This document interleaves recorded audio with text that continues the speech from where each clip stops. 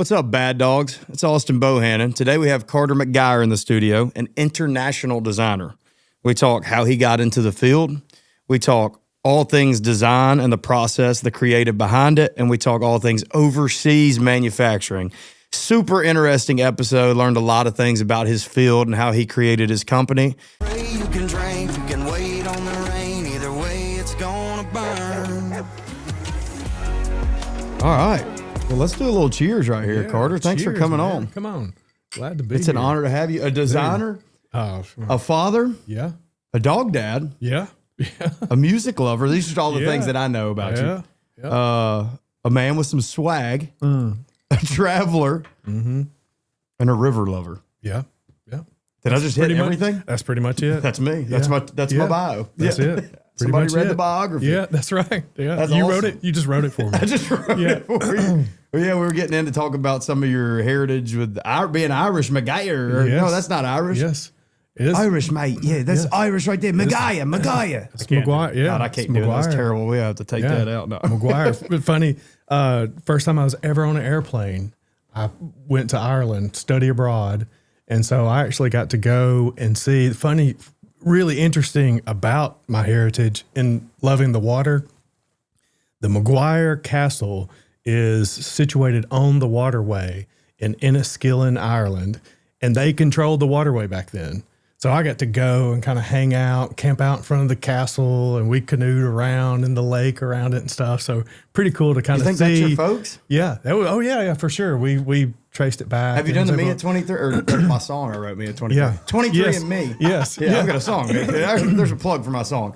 Yeah, but you did that and traced it back? Did that, traced it back. But we also had some, family knowledge and stuff through the years. That is sick. Yeah, I was Is able that to kind of stuff see. accurate where they can really pin it? 'Cause I'm not sure about it. I went off of like our family kind of documents You and all knew that kind of stuff. person, that- Yeah, they already knew going over there that this is where I was supposed to go and check That's it awesome. out. So half Irish, half Native American. Half Native American, yeah. That's cool, man. Yep. So they settled, and then they mated with the Native Americans. Settled, crazy story. Whatever, the great grandfather back, the first one to actually come to the U.S., made his way down into South Carolina, got into some trouble. Back then, the judge would put two men in a sandbox and be like, fight it out. He went Mike Tyson style on this guy and bit his ear off, and the judge is like, you gotta leave. Well, he just goes, if you look at the map, kind of like northern, kind of northwest kind of side of South Carolina. You just draw a straight line to the Shoals area. Ended up here in Tuscumbia and bought a log cabin off some Germans that was living here. That is crazy. And that's where they settled. That's where the McGuire settled, and then just kind of, went on from there. So We're missing that nowadays. Like everybody's just like, I'm just here. Like I'm Yeah. just in the Shoals. I was just born in the Shoals. I'm just gonna Yeah. die in the Shoals. yeah, Like Oh, people used to just be moving around on foot. moving around on foot. Banished from South Carolina because he bit a dude's ear off, and man. got sent over, or he was just told to leave, and he just kind of was beelining it west. Yeah, and that's some ended toxic up- masculinity right Yeah. there. Yeah, at its finest, biting a man's Man, ear there's off. some crazy That is stories. awesome, And dude. what would have been his son or his son, they were one of the first over on the west side of Colbert County to have electricity. So this same log cabin was the first one to have like a light bulb. Is this, do y'all still have it in the family or?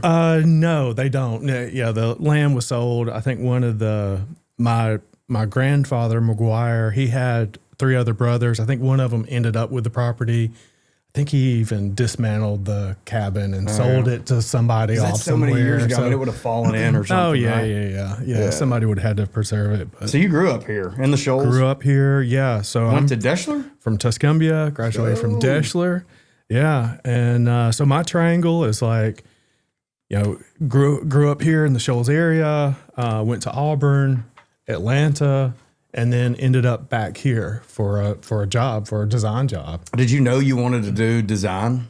Or like, did you have, so like when you were growing up, like what were some of the things you were into? Yeah. So Crazy, man. I'm very fortunate. I kind of figured out early on that I wanted to do something in design. So my dad was a builder, master carpenter. My mom was a beautician. And so I kind of split time between, here in the South, a beauty shop and a job site. And so I always was like, around building and all that kind of stuff. But I was always a creative kid. I don't have any brothers or sisters, only child. So, kind of forced to be creative. And then, so I was on these job sites looking at these architecture plans and all that. So I kind of put two and two together. When I was a freshman in high school, I found drafting and design. And that's just what I did all of high school. Like I think my senior year, I was at 3 hours of drafting or something, And so, but growing up here in a small town, I didn't know anything other than becoming an architect. And so before I went to Auburn, was already kind of signed up for the architecture program. Before I even started, I was working at a local architecture firm, interning, before I started there. And somebody had placed a magazine on the desk that had an industrial designer on it, and read the article, saw everything about it. And I was like, oh, this is what I really wanted to do. I just didn't know that it was even possible. And Auburn had a program. So I changed majors before I even actually started there. So, oh, that's cool. So yeah. What exactly is, and what does industrial design, like what all does that entail? Well, it's, a lot of people think I design metal buildings or whatever, but it's like, it's product design. So, you can design anything with industrial design degree. You can design anything from, we always say from a paper clip to an airplane, anything in between. So, our firm, we're mostly known for houseware stuff, working with Crate and Barrel and Williams Sonoma. But, we also do lighting and furniture and just all kinds of different stuff, kind of all kinds of different products, not just, houseware. So, industrial design kind of covers a broad basis of products. I just found out what Williams Sonoma is. Yeah. Because that's where all our stuff for our wedding registry came from. Yeah. There's some good stuff on there. We just got a bunch of, we might have got one of your products. Yeah. Oh, well. I hope you did. I hope so. Cool. Yeah, I hope so. I just found out what that is. So I guess that is a question that I have for sure is, so technically do you freelance? Yeah. So we have our own design firm. It will celebrate its 20th year this coming May. So we launched it back in 2006. Kind of the backstory on it is, was here locally. I moved from Atlanta back to a housewares company here. And again, housewares is kind of our bread and butter. It's where we know, tons of buyers and people and, different companies and stuff. But ended up back here working for this company. I was director of design for 7 years. It's kind of a fancy title, but it's basically I did everything.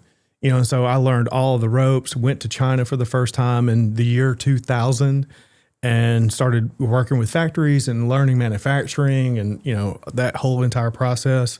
So after 7 years of doing that, that's where I also met my wife. She was the national sales manager, and all these other companies started trying to hire us as a team. They were just like, the company was winning all these design awards and the sales were taking off and all this. And so we had a number of companies kind of pursuing us, asking us to come work, and everything felt like a lateral move, right? It's like better money, but we'd be living in Seattle, and better money, but we'd be in Chicago or New York and that sort of thing. And so we just started floating the idea with all these people that wanted to work with us. Hey, if we started our own design firm, would you still be interested?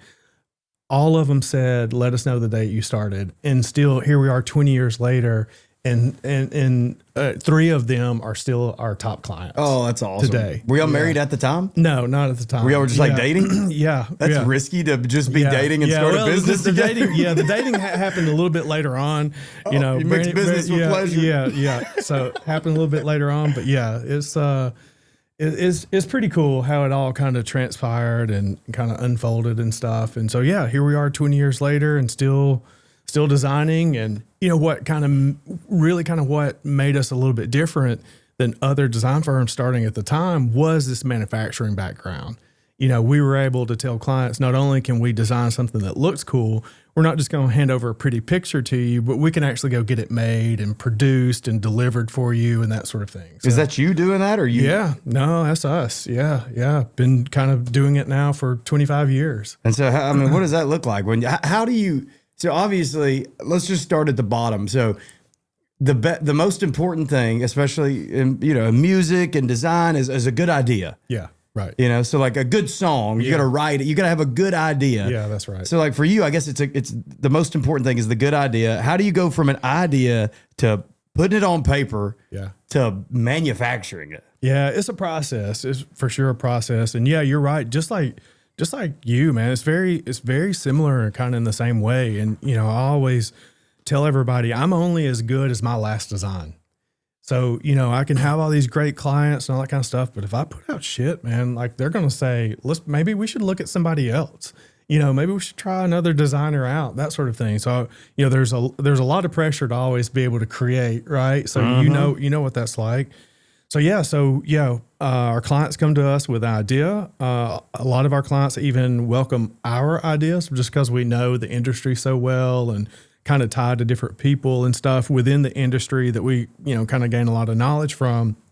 We'll actually kind of take whatever project they want us to do or we recommend, and it starts out with a sketch everything out by hand and kind of my goal is always kind of come up with like 7 different ideas, try and exhaust every kind of possible thought that I can. And then I take it and then I process it, draw up some CAD, do some renderings, and then we present that to the clients. And then we, hopefully within there somewhere, I kind of call it Frankensteining stuff together. I hope that they like something from concept 1 and concept 3 and 7, and let's put all the best of the ideas together and let's come up with one really kind of killer product. And a lot of times that's kind of what happens. And then so from there I just process it. I prototype it, we test it. And then, I start working with the manufacturers, do all the CAD work, get all the engineering drawings done and get it over to the factory and quotes and molds and all that good stuff. And yeah. Do you mold it or do they mold? They do all the molds. Okay. Yeah, they produce. You pretty much, I guess you take the plans and then they can, so you don't 3D print everything or. Yeah, I'll 3D print all the stuff to actually test it out and come to like one final working product. And then once I have that, I have basically the 3D files that has created that. That's sick. I send that to the factory and they build the molds off of those files. Sick. So do all the injection molding and woods and stainless steels and just all kinds of different materials. So you probably got I call it my hook book. Yeah. So I've got just a note in my phone of just titles of songs. Yeah. So do you have like a bunch of ideas that you haven't done, or if something hits you, just write it down, or do you typically act on it? I do sometimes. Sometimes I'll kind of jot different ideas down that I think is a good product idea that we can potentially pitch to clients. But if they're coming to me with their own product, like, hey, we want to add this to the collection or add this to the line, I'll start from scratch right then and just kind of pull off of experiences and inspiration and just, people and stuff that I've seen and kind of use all the elements in life basically to kind of just start sketching and doing them like a mind dump, of whatever it is I think would be cool for this product. Yeah. So a lot of times you have ideas of what they may need, but like sometimes you just got to be creative in the aspect of what would be good right now. What would be good right now? Where's the market headed? We have to always do all this tons of research in the very beginning of a project. I have to see what competitors are out there, what do they currently have that might even be close.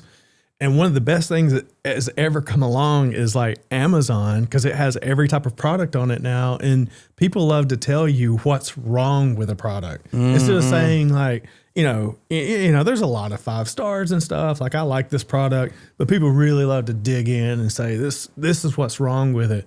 Well, they're kind of giving me a roadmap.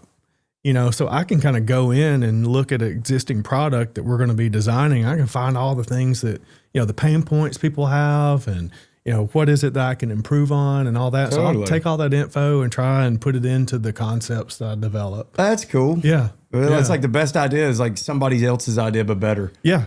Yeah. Yeah. Right. A lot of times, especially like houseware stuff, from time to time we'll get like a brand new blue sky product, but a lot of times it's just kind of like, hey, redesign this bar line, or redesign a pizza cutter or, utensils or something like that. So, you're not always reinventing the wheel. You're just kind of improve upon it. So, Yeah. That is so cool. yeah. So you, I see like on your page, I guess you post a lot of the things that you design, I right? do. Yeah. A lot of stuff once it's actually cleared and actually hits the market. So, I'm working on like 30 different products right now. So I can't really show everything until they hit the market. And then I kind of go back and show the process of how in the hell do you stay organized? I don't I just try and, kind of hold it all together. How do you as keep best all as the papers possible. in one place? It's a stack, man. There's stacks of sketches all over the place. And I try to be organized, but I'm not the best at it. I just I'm very fortunate. I've got a project manager. She's been with us for about 10 years now.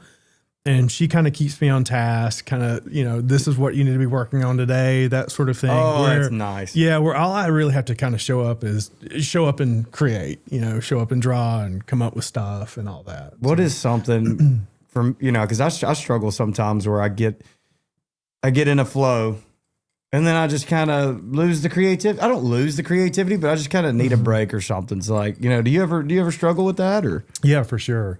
Yeah, whenever I kind of start a project, if we, kind of get to sketching, get like I said, a little bit of a mind dump. You obviously, just like writer's block, you have kind of designer's block. You'll have, things kind of come in and be like, I'm kind of stuck on this. And I'll walk away from it, maybe take a day or two even away from it. And then you never know, something in the shower or on a plane or out on the lake, floating in the water. I'm like, oh, there it is, and then I'll pick back up on it. And it's a good excuse to go get on the boat too. Yeah, for sure.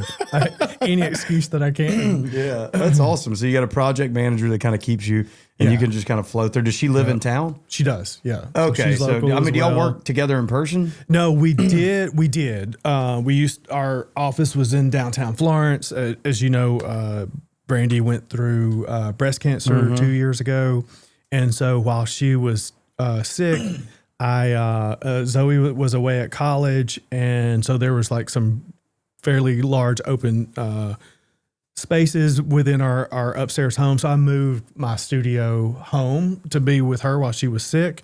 And it worked out perfect because our project manager, she was able to work from home, and her daughters it was like their senior year of college. So she got to be around them more. So it all kind of like worked out. And so, we decided to kind of keep it at home. So kind of work out of the house. That's nice. Yeah. So, you would think that doing what you do that you would need to be in like LA or New York. But I guess especially, but you've done it for so long, but especially with COVID, everything was kind of shown that you can do it from home. Right. Pretty much anything can be done from home. That's right. We got a lot of those questions early on. Like when we started the design firm, why are you not in Chicago? Why are you not in New York? And that sort of thing. For us, we love the area. It was a great place to raise our daughter. Both of our families were here. So because we traveled so much, we had them to be able to help out, and so, the fact that we travel and have access to Atlanta and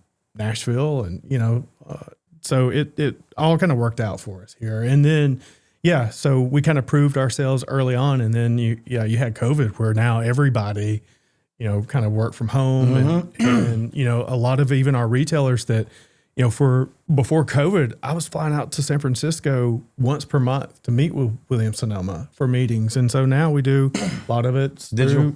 all digital. So that's like the one blessing from it, I guess, is that it just, digital or everything digital became kind of cool. Yeah. And realize that sometimes in person is a waste of time and a waste of money. Right. Yeah. But like we were talking about earlier, there's like a human connection So like if it's needed, Yeah, for then I sure. get meeting in person, but yeah, Yeah. you could definitely save some money not doing it. For sure. For like, I will say for all of our major clients and stuff, what's cool is like working with them all these years, they're like family and friends. Like we get together, we party, we have a great time. Sometimes they join me over in Hong Kong and China. And then, we see each other at least once or twice per year. And so we kind of have little mini meetings and little, design brainstorming meetings and stuff when we're together. So we get some of that. you know. Yeah, totally. yeah. I want to get to, we're going to get to China because I've got so many questions about, because you spend a lot of time in China. Yeah, But yeah, let's get to that in a second. I was going to ask you too.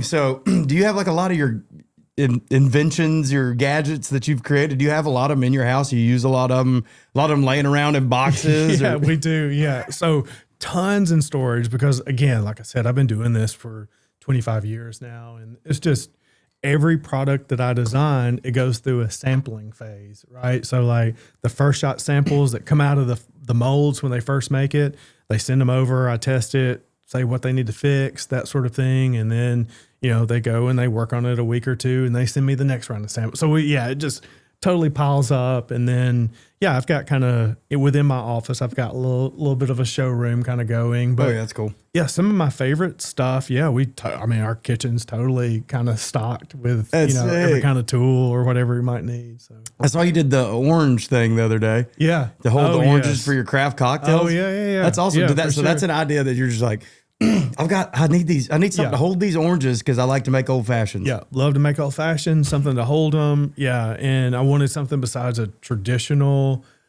fruit basket, wire basket, or whatever. I've got tons of that. I've done a ton of those over the years, but wanted something kind of cool, and then it just kind of gives me, kind of another opportunity to show the process. Especially like young designers to be able to show this is how you do it. You've got an idea, sketch it out, draw it up, prototype it, test it out.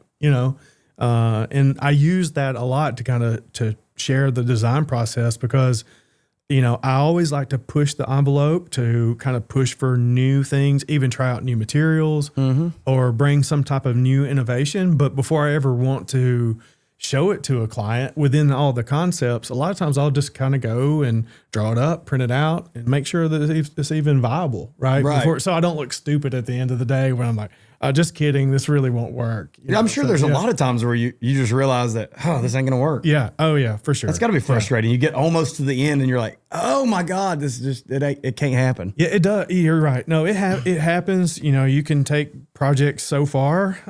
Sometimes you can't find issues until you actually get into tooling and molds and, where there's, $100,000 investment in all of these molds. And then, there's an issue. So you got to figure it out, and so that's just part of the process. So like with the orange thing, did you have to take into account like the average size of an orange? Yes, I did. You have to hold the orange because if it's too big, it won't fit. I did, yeah. In the little video, I actually have the calipers out, and I've kind of taken a large, orange from Publix, the biggest one I could find, and then, kind of took dimensions of it to make sure they would kind of fit and stuff. And so, at least for that little project and video, it all kind of worked out. But Do you use not AI? always that. I don't. So, I use ChatGPT, that sort of thing. I have purposely stayed away from it because in terms of design for me, AI is a collection of ideas and things that already exist. So, clients come to me and they pay good money for me to like come up with innovation and bring new and fresh ideas. If you're relying on AI, you're relying on other people's property. Right. You know what I mean? Like you're relying on other things that already exist because it's a collection of things that's already there, not new things. So especially on the concept, the ideation, the early process part of it, I stay completely away from AI so that I know that it's mine. Totally. Yeah. And it is undeniable that it is useful for like the little tedious things. Yeah. Like Yeah. I'm sure it can help you on dimensions and some math. Like Right. Oh yeah, for sure. That kind of stuff. it helps you- for writing things and writing proposals, or I present a lot to clients and stuff, and so not that things are always scripted, but I can also kind of throw the designs in there and be like, here are my thoughts on it, and at least help me sound a little bit more professional, you know, in my presentation. At the end of the day, you're a designer, not an English major. Oh yeah, that's right. Yeah. One of the last Instagram posts that I did, the whole thing was featured about being an industrial designer. I spelled industrial wrong. Didn't notice it for forever. Who pointed it out? One person randomly put a comment. Just like, hey, were you trying to rage bait me, like for spelling this incorrectly on purpose? So I was like, no, man, I'm a designer, not a spelling bee champ. I did that in a post yesterday. Oh, my grammar's terrible though. Oh yeah, you know, and it's on a reel, so it's locked in. Oh yeah, you can't change a reel. You can't change it. A reel is there for you have to delete the reel, and then after it's like had a little bit of success, it had too much momentum and too much steam, and people were reposting it and all that kind of. So I just had to let it ride. So you have to let it ride because I think about that every time I do it, because those people that have already reposted it and liked it, they're not going to re-like it and repost it, and that's your core audience, the people, the forefront people that get there and like it. That's right. Yeah, but I think the mind sees what it wants to too. So I just think this one person saw it, but otherwise, I probably still wouldn't have seen it had somebody not brought it to my attention. I would have never misspelled it. Yeah. I didn't even plan to get into AI, but it's in everything. So does it have a big future in your field? Yeah, probably. Oh yeah, for sure. No doubt. There are now tons of great design programs, especially for doing the renderings for you and all that kind of stuff. I mean, it's all just like everything else. It's text-based. You can go in there and kind of explain your design, and it will crank out an image that is something close to it or whatever. And but yeah, I still kind of do it a little bit, I guess, a little bit more kind of the analog manual way of, drawing up the files myself and rendering them myself, just because I like complete control of it. And I know that it's like executing my vision, and I think they've seen enough AI now. Like if I go to start presenting that to my clients, you can tell, right? You can kind of see that that's not what I normally present. It looks a little different. It's not that I'm evolving my look or style. It's you can tell this AI. Yeah, you lose a little credibility if you. Yeah, and then once you start using something like that, it's just like a drug or anything. Like it becomes a crutch, and you lean on it, and you have to have it. So it's almost as dangerous in that aspect, and it can make you lazy. It will. So yeah. So purposely, I have tried to stay away from it. Like I said, I don't use it in the early stages, and I say this, and it probably won't age well because next week I may be talking about how great AI is in design. Yeah. But, for now, I don't. So. I'm sure that it's scary. Who knows where it's going, but it's going somewhere. That's all I know. Yeah, it's big in music. You see, which the charts are BS. Not to even get into that, but they're saying it was a number one on the charts, that AI artist. Yeah. That's BS. Right. I've actually been number 3 on a chart before. Yeah. On one of those same charts. Yeah. You can pay to be on these charts. I got you. And they can be charts that people don't even listen to. Yeah. So, it was just some random chart that it was number 1 on. But, the fact that people will listen to AI music means that there's going to be a market for AI music. So the fact that, it's coming into design and people are willing to use it means that people will be willing to buy it. Oh, man, young designers especially, they're all about it. They will just kind of do a rough sketch, throw it over in this program called VisCom, and it will just create a product for you. So, yeah, they're all about it. That's terrifying. Yeah, a little bit. But,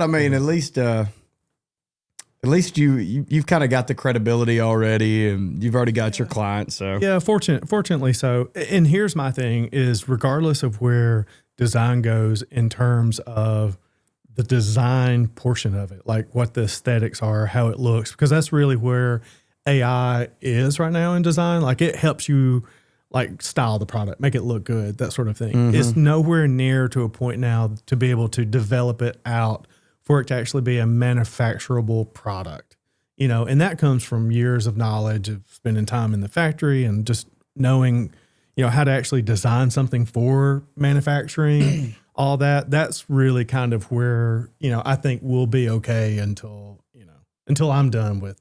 Yeah, I'm done with it. It'll never be able to recreate the human element because it's not human. Yeah, for sure. There's no soul. So I don't think that it can be the smartest being ever, but humans sometimes can just see that.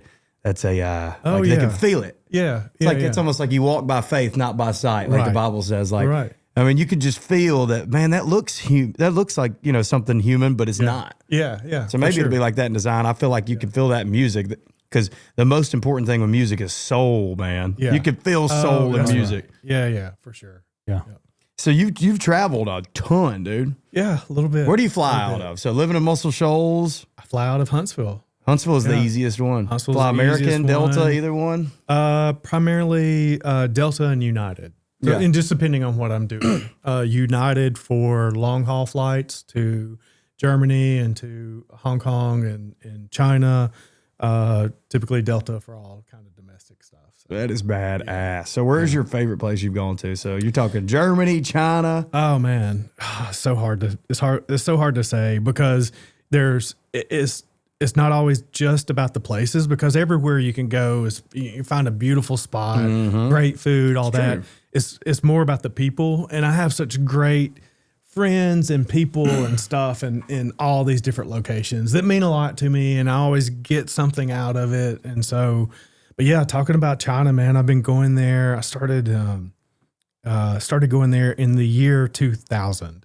It was my first trip over. Young designer. I was kind of tasked with finding new factories. We had kind of some existing, but we were kind of pushing the design at that time, and we were kind of needing some new factories. And so started traveling over there back in the day when it was still pretty, it was still pretty rough in some places. You had, for instance, Hong Kong's always Hong Kong, man. It's a beautiful city. It's like a giant New York. It's very cosmopolitan.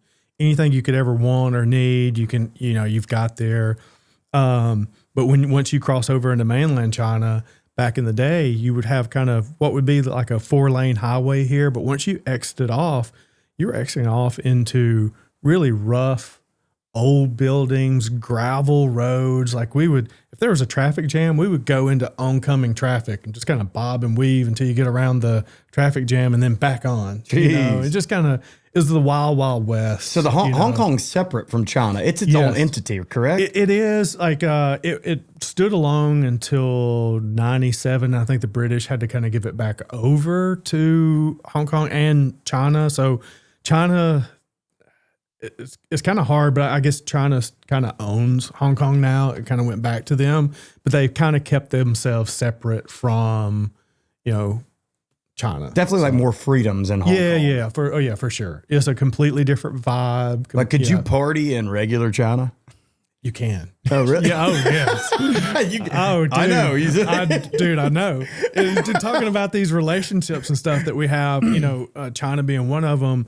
Now, the factory owners that, again, I've known these people now for 25 years. Because, this year, 2025. So for 25 years, I've known these people, and they're actually Hong Kongese. They're from Hong Kong. Kongese? Yeah, Hong Kongese. And then they own the factories that are in mainland China. Oh. And so, I've been over there for like the factory owner. It was like his 38th birthday. And it was just a massive party. And I remember like this giant room, giant party, karaoke going on everywhere. And they were just bringing in all these just stacks of beers, just bottled beer. And they were just crates stacked on top of each other. And as the night went on, there was drinking games and all this kind of stuff. Well, the next morning we come downstairs to meet for breakfast, and some of the guys are laughing. And I had to ask him, I was like, what are they saying? And he said, oh, they're like, we ordered 88 beers and Carter drank 33 of them. And they were just loving it. Like they were just like, they didn't White realize, man drink a lot. Oh, well, this guy can drink. Carter drank 33 beers. Were they they Miller were just Lights? saying- That's your favorite, isn't it? No, they weren't even Miller Lights. They were, it was Tsingtao. It's the Tsingtao. It's the Chinese beer. So yeah, but Dude, what are they karaokeing? I can't get over the fact that you said that they're karaoke. it's huge. It's huge. And these places, these karaoke places are massive. Really? You go in and it kind of like Flobama, for instance, like you walk in and there is a stage and there are musicians, they're playing and all this kind of stuff. And people are sitting around, having drinks. And then you can see all the way around the room, there are these doorways, and each doorway is its own private karaoke kind of thing. And so they just, man, they have a big time. Do they like American music or? Oh yeah. Yeah. I mean, I guess there's definitely Chinese music. Yeah, definitely Chinese music. And they'll sing, Chinese, but then all of a sudden a guy that, I've worked with for years that does not speak any English, he gets up and he sings a Prince song. Little Red Corvette or something. Yes. Yeah. Was it you telling me that there's literally like a street for American cities in China or in Hong Kong? Yes. Yeah. In Hong Kong, just like, in the US, we have Chinatown, right? In New York and San Francisco, most major cities has like a Chinatown. Well, there's kind of a US town in Hong Kong. You turn down the street, man, and it's just like American bars, American people, just kind of hanging out, American restaurants and stuff. That's sick. So, yeah, I never really realized that or thought, you never think about that. There is the reverse, in other cities. You watch the news, and you never should. But if you watch the news, it feels like everything's so disconnected from you. Yeah. But at the very core root of us, like everybody across the world is human and kind of the same. We really are the same. We really are. And, I talk about our German clients and, 2 years ago, they came over, flew into Nashville. We went to a John Mayer concert. I took them up to the Bourbon Trail. We did Buffalo Trace, Maker's Mark, spent the night in Louisville. We got into just crazy stories. We got into a impossible to kind of get in speakeasy. It was like one of the number one. And anyway, we got in and they just couldn't believe it. And, and so we spent all this time together and we're the same, and they're a mix. They're Polish, German, Italian, and Lithuanian, I believe, is kind of the group. We're all just the same. And then when I go to China, the guys in Hong Kong, they're some of my best friends. They're some of my closest. They're like family. That is awesome. But do they speak English or do you speak another language? No. I know how to say bottoms up. Yeah, I know how to say pretty girl, and I know how to say just kidding. Like I had to learn all of that kind of stuff. Like one of my first trips over, we've got like this really great dinner, and you sit at these tables with these, especially a giant glass Lazy Susan. So all the meals are on it, and you kind of like turn this table, to you, and you get something off of it. And you got all these young ladies that stand around behind you in this table. So anytime there's you've used a plate or whatever, they're coming over and they're replacing it for you and all this. So we've gone through this whole dinner.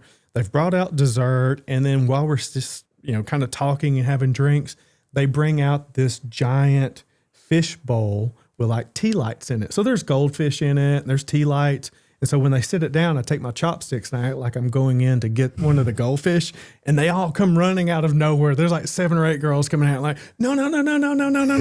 So no. So I had to ask them. I was like, how do I tell them I'm just kidding? It's a joke. I had to, as a joke. How do you say that? 开玩笑. Yeah. They were thinking you were going to eat it. Yeah, they thought I was going to eat it, but I was totally just kidding. So I had to like learn that pretty quickly. Have you spent Oktoberfest in Germany? I have not. Oh, dang. No, we always end up going in February is kind of our time for Germany. So are you going this year? I am, yeah. And then when do you go to China? Do you typically go every year? Yeah, I do. So I go to China in April and in October. You go twice. I go twice per year. Yeah, so you are really tight with these people. You have to be. Yeah, for sure. And like this just last month when I was there in China, my German clients, they came and they joined me there. So like we got to just party in Hong Kong and have like a great time and then get a lot of work done, in mainland China. So I get to kind of play, kind of like a host in another city, which is always fun. That's cool. Yeah. So they're different clients. They don't coincide at all? No. So I do a pretty good job of kind of keeping all of our clients separate, and they go at different times and stuff if they need to be. So China is big on the manufacturing side, right? Like, I mean, that's where everything's made. Everything's made. Right. Yeah. So why don't they make stuff in America? it's difficult because we've, I always tell people we moved on, right, from it. So back in 30 years ago, 40 years ago, when we kind of started offshoring manufacturing, people stopped doing it, right? So like people kind of moved on, people became doctors and engineers and, they did different things besides working in a factory and being a manufacturer. And then, our cost of living here is completely different than it is in these other countries.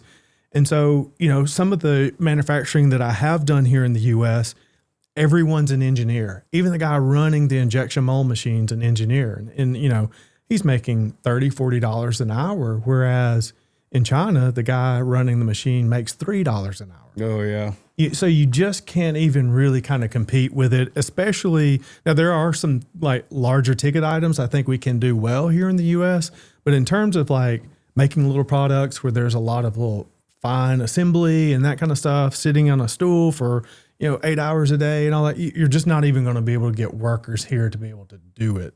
And then that know-how, a lot of that know-how is gone. Like I said, everybody kind of moved on from the manufacturing world here when we started offshoring years and years ago. So it's definitely cheaper. Yeah. But it's also cheaper. Potentially, it could be like, we're just kind of lazy over here, right? Yeah. Yeah. Finding I know people I don't want to go sit and tinker with something for 8 hours, dude. I mean, you'd have to pay me a lot. A lot. So yeah, that's it completely. You would have to pay somebody a lot to do these jobs. And then on top of that, we have, all of our regulations here in the U.S. that, products that I design are processed in ways with there's plating and there's all these things that you just can't do here in the U.S. Or if you do, it's really, really expensive.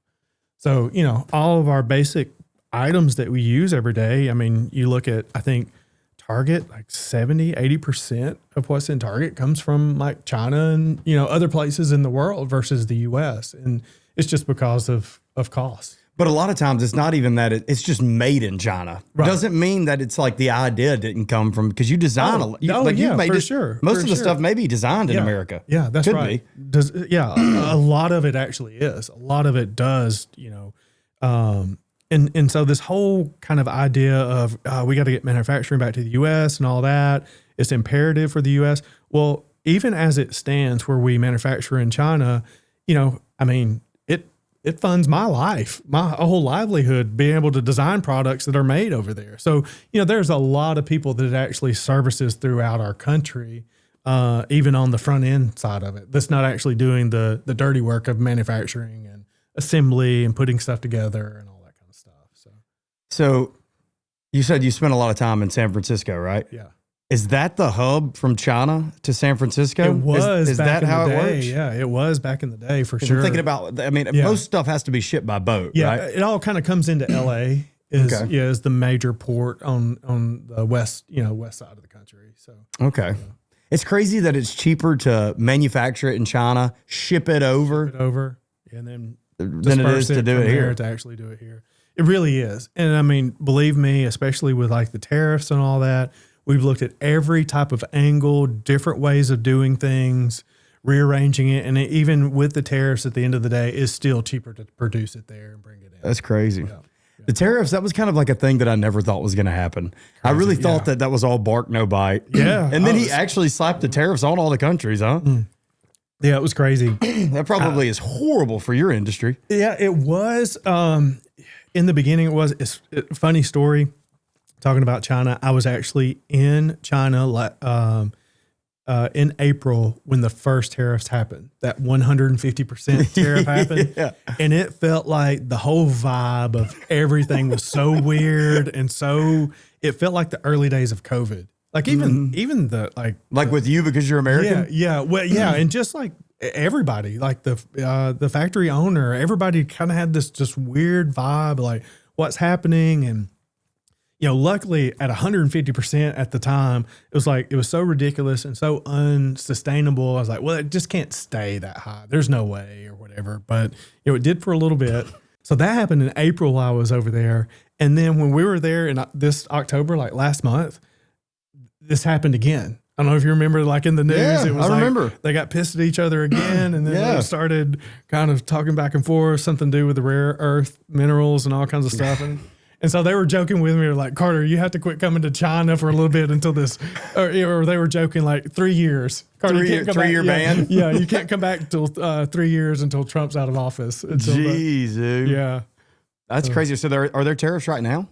There are still tariffs. Now, Xi Jinping and Trump have had some really good negotiations, and they've reduced it some. I think it's down. It was running at like 50%. It's down to like 40% now. So every little bit helps. At the end of the day, 40% still a lot of money. yeah. What sucks about it is there was no getting around it. Like retailers had to raise their prices, manufacturers had to raise their price. So we're all we're all kind of paying the tax on it a little bit. Right? So it's just kind of part of it. No, you have to raise your price because you can't cut into profit margin. Yeah, and the thing, why would you? Yeah, the thing that sucks about it is like the prices aren't going to come down. Right? Like we've raised them. We've got this new price set on product, and They never do. I always wonder if it's inflate. Like there is inflation for sure, but they get away with a lot of bullshit with this word inflation. Oh yeah. Because as soon as I start paying, it's like YouTube TV has gone up in the past 5 or 6 years from $30-something a month to $80. Oh, no. It's $80 now. And if it goes to $100, I may still pay it. Yeah, of course. Yeah. I mean, they know. They know that they got you. Netflix you remember when it used to be what, $7.99 a month, $8.99 a month? What is it now? $20-something, $27 a month or something? I think it's more than that. It's about to be worse because they just bought Warner Brothers and HBO. Yeah. And you've got all the, I mean, I know you have to save a lot of your stuff to the cloud, I'm sure. Sure.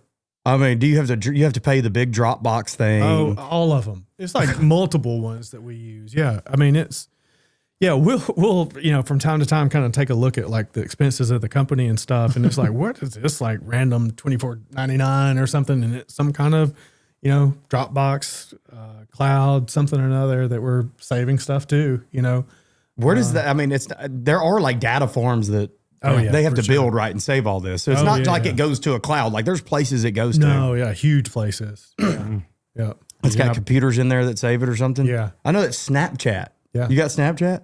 Not anymore. I think I did when our daughter was younger. We had try to keep up with what she was doing. Yeah. Well, Snapchat now, in order to save your memories, you got to pay $5.99 a month or something. Yeah.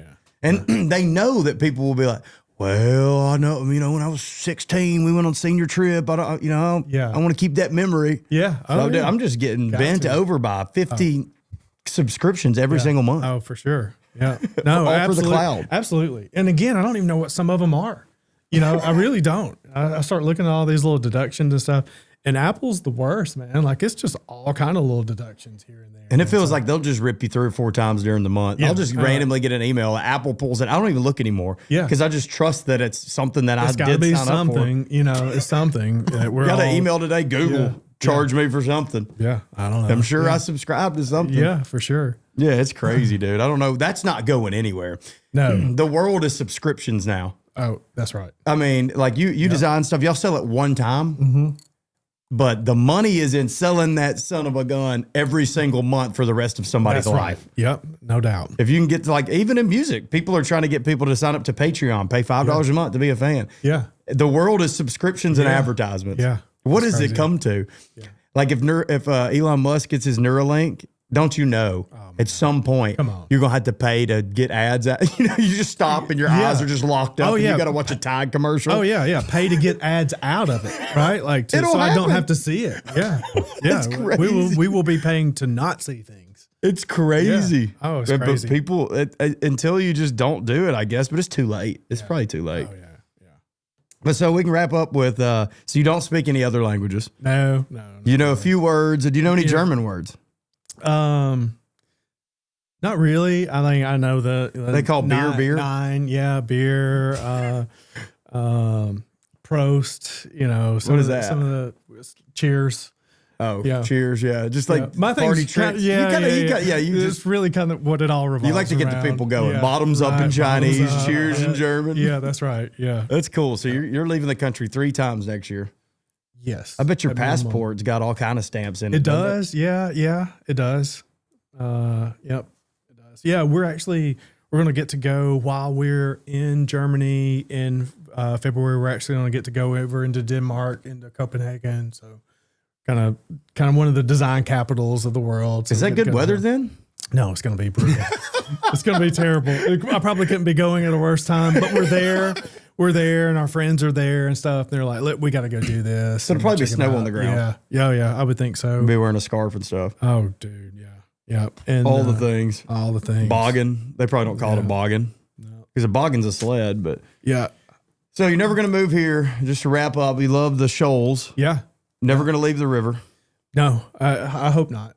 Yeah. If it's up to me, I won't. Yeah, it'll be where I kind of end my days for sure. So you try to kind of like, because I mean, during the summer, you're pretty much here, right? Yeah. It's really kind of cool how our season works. We're right now for the last couple of months, we've just been, working nonstop, late hours and everything because we prep for the first part of the year.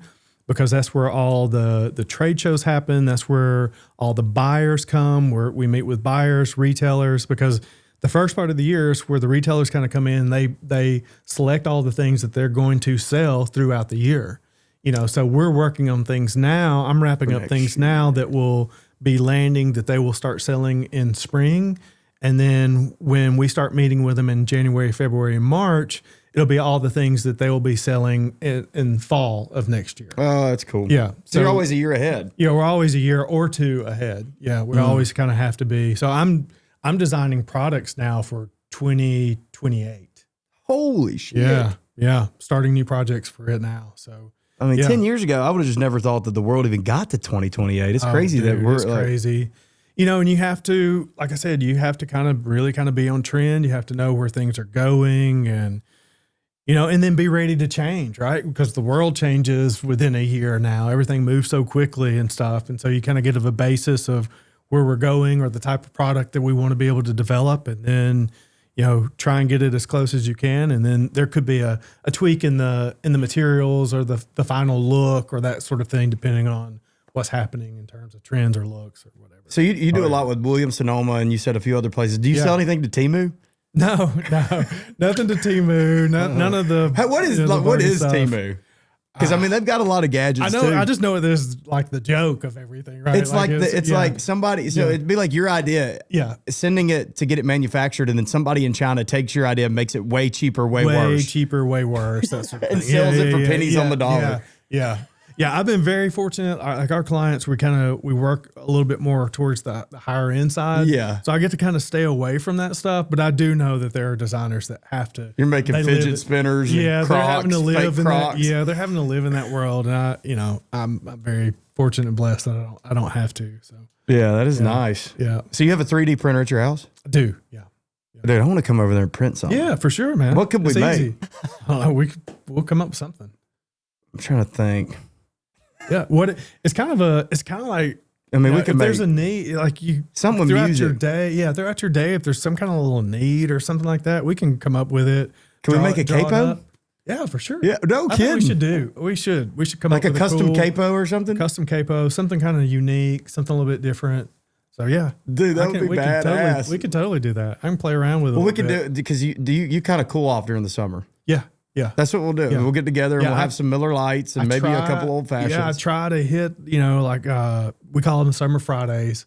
So we try and at least wrap up a little bit and kind of get out on the lake on Friday, starting on Friday. So yeah, for sure. Thursday night, the weekend starts. Yeah. I taught myself to play guitar when I was 12. And so, yeah, totally can work up something with you as far we as can like jam the out capo. too. Yeah. Get a capo going. So everybody can find you on Instagram. Do you do TikTok? We have begun TikTok. We're really more for our, I developed a sketchbook series, last year. We're kind of working on that now. The beginning of the year, I think we will have a TikTok for the design firm. But Instagram's really kind of where I live and breathe. And that's the Carter McGuire design. And the sketchbook is the thing. It's like you're teaching a class, right? Or is that already out? Yeah, two different things. So we actually have I have a design course, an online course that students can purchase, and it works through. It starts from the beginning of like how to decipher a design brief all the way through manufacturing, kind of all 4 phases of how I'd take a product from an idea all the way through production.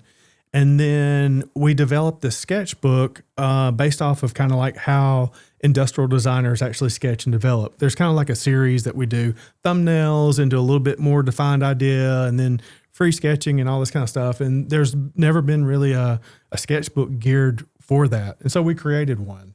Well, and so we've got that. And so we're kind of selling that as well. But yeah, our course is kind of one of our main things. We shot it last year out in San Francisco with a studio.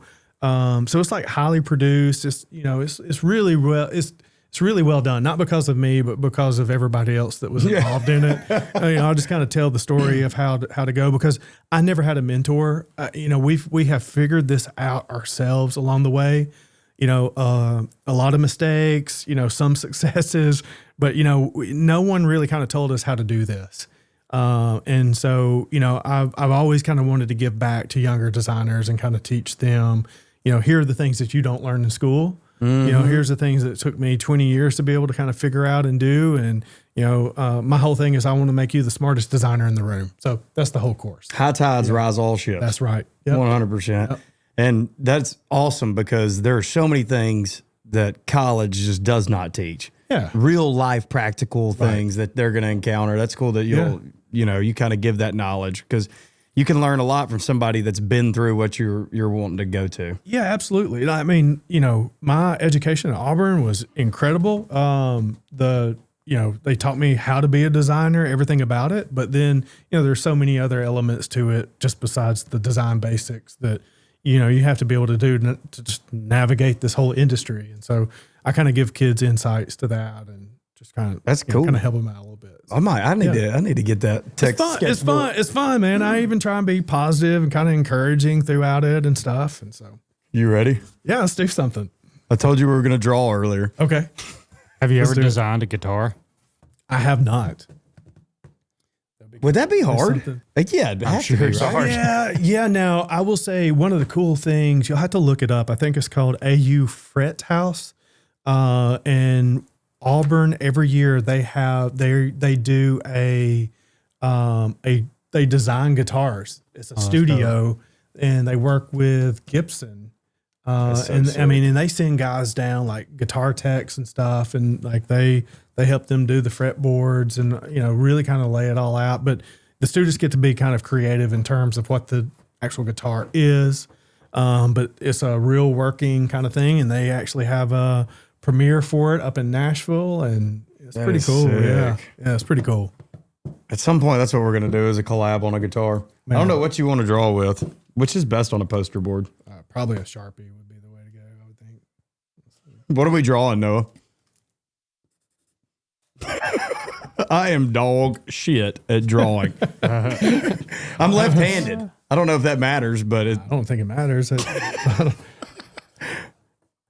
I said, I'm okay at sketching the things that I sketch. So industrial design. So let's do like a Hong Kong high rise. All right, we can do that. What the hell does a Hong Kong high rise look like? They're super tall. They're super tall. I did something that he's seen. Yeah. All right. No, so talking about that, like, you know, whenever I take anybody to Hong Kong, one of the places I go is it's a bar called Ozone. It is it's a rooftop bar on top of the Ritz-Carlton in Hong Kong, and it's 100 stories tall. This it's ridiculous. I mean, it stands out amongst all the other buildings in the skylines. Everything's super, super tall, super crazy. So, are the people? Are they super tall? Like, are you? You're probably really tall. Yeah, over there. and I'm not all that tall. Like, I'm just, you know, you're right 6'1". 6 foot. No, yeah, right 6 at 6 foot. So yeah. All right, I have no clue how to draw this, but I can tell you're not nervous about this at all. Well, I mean, yeah, I'm probably going to embarrass myself here, but I'm going to set a timer. How long do you think we need? You think like a minute? it's just, yeah. Or, I mean, I'm so damn nervous. All right. you can, yeah. 3, 2, 1. All right. So we're going to do a Hong Kong sky rise. Let's see.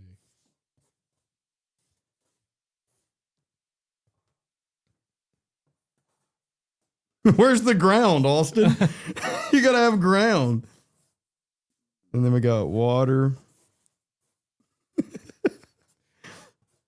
And then we got to have grass. It's the clock that's really messing me up.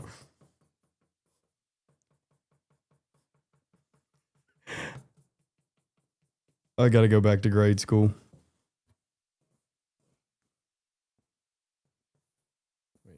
People are going to look at this and be like, this dude says he's a designer, but I don't know about that.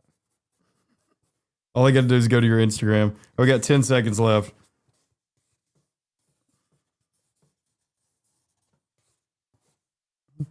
Five, 4, 3, 2, 1.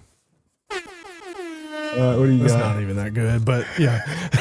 Oh, you did one building. That's Oh, great. yeah. Well, yeah. I mean, I guess just one. But I did a bunch of them. hey, that's really good. I mean, that really is better than the, yeah. It's All like I right, said, there's our drawings. yeah. Well, I appreciate Awesome. you coming on. Dude. Everybody go to Carter McGuire on come Instagram. on, That's his man. only. Look, This you got is a bad awesome. dog hat, man. Dude, I love You're a bad this. dog I now. can't, dude, man, this is awesome. I can't wait to wear it. Well, I appreciate it, brother. And we'll have some drinks soon and Absolutely. design something cool. Sounds good, man. See you, brother. Thanks.